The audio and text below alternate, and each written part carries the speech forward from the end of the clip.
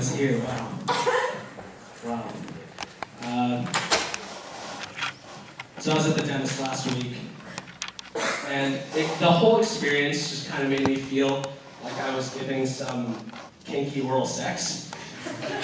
Because here's what the dentist said to me. She was like, all right. I want you to open your mouth up real big. I'm gonna put this way far back there. All right, it's fine. Just raise your left hand if you're gonna choke or you need a break.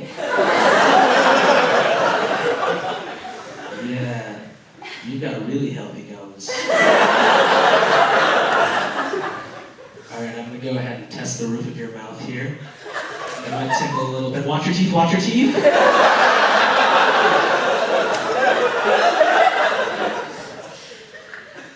Why don't you go ahead and spit? Oh, you swallowed. That's great. That's great. All right, now show me that big smile.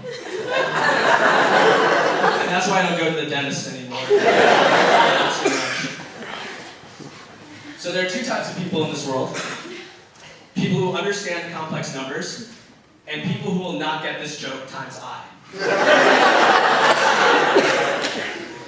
Now, I know that was bad, but I like to take math jokes to the limit. I know what you're thinking.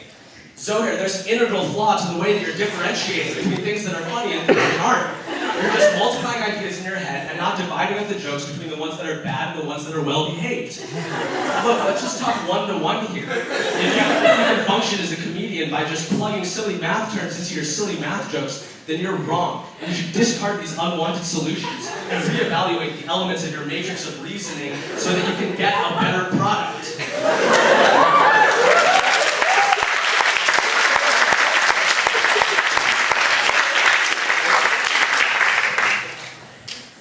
I know, just because I'm brown doesn't really mean that I necessarily like math, but I do like math.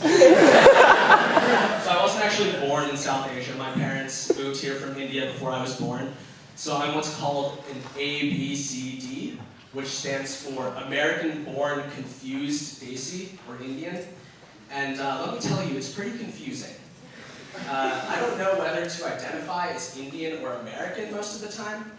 Like, I really like samosas, but I also really like Bruce Springsteen.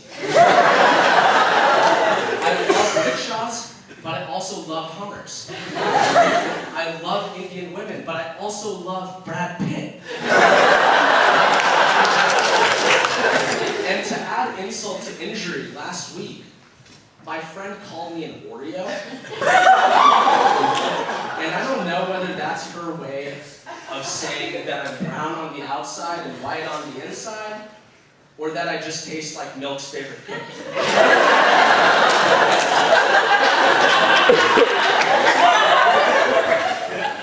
And speaking of Oreos, those things are deadly. Because they come in this box that has 3 rows of 20 Oreos. And you know that like once you start one of the rows, you have to finish it? So like, the only choice you have is to eat multiples of 20 Oreos. And milk and Oreos are matter and antimatter. They just annihilate on contact. So they got me wondering, why is it that our biology and evolution have caused us to crave foods like Oreos, which, let's be honest, they're just discs of pure trans fat. And I think I have the answer. Just go ahead and consider the following scenario. Okay, you're strolling down the road, you're chilling, you're hanging, and then out of the corner of your eye, you see a slice of apple pie.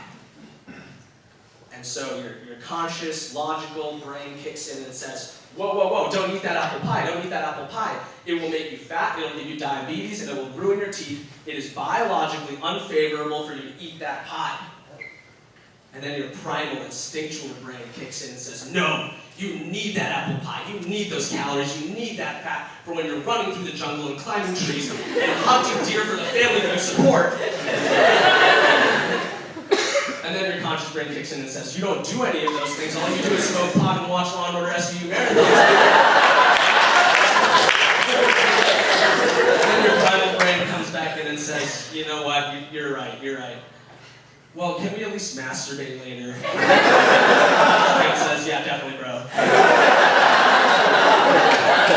So if you're like me and you spend most of your time eating apple pie, watching Law and Order SVU marathons, smoking pot and eating apple pie,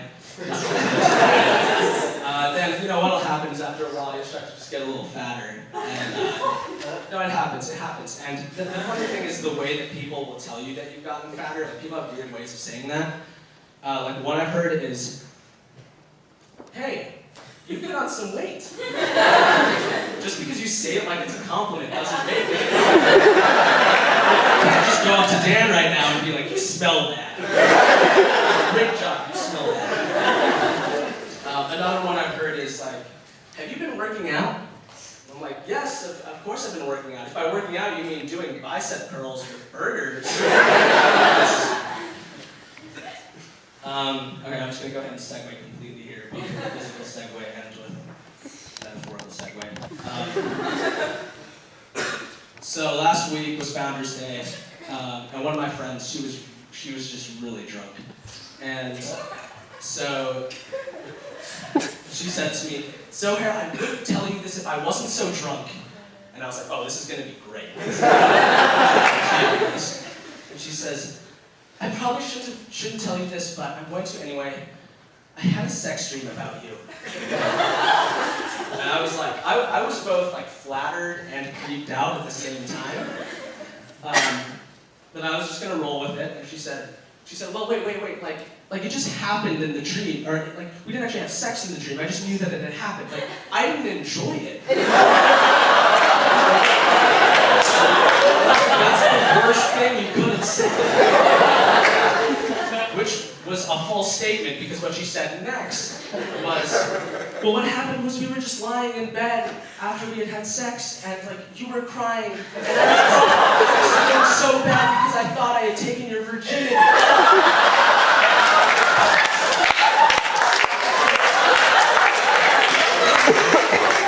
And I was like, "No, that's the worst thing you could have said." Which was a false statement, because what she said was, "Well, then we turned into praying mantises, and then I ate your neck and laid my eggs in your gullet." No, that last part was false. I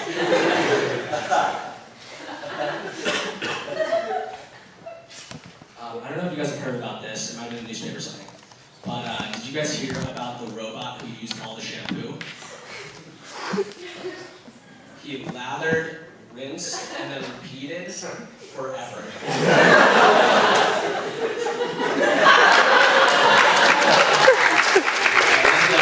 Alright guys, this is my last joke in a comedy normative set during the regular year. And I just want to say thank you guys so much for coming out to all of these shows and everything. It's been really great. And I just want to tell this joke because I feel like it sort of embodies my whole Vassar experience. So, I'm a tutor in the Q Center, and so I was helping some people out with physics. And I was writing something on the board, and I was like, all right, so when you evaluate this expression, what you're going to get is B times S. No BS, folks, that's the answer. And I know it was bad. It was really bad.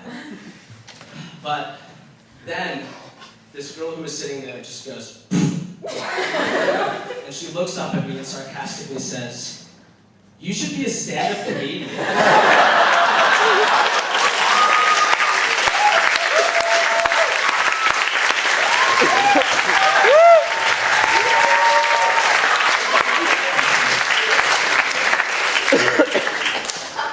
I just broke the mic.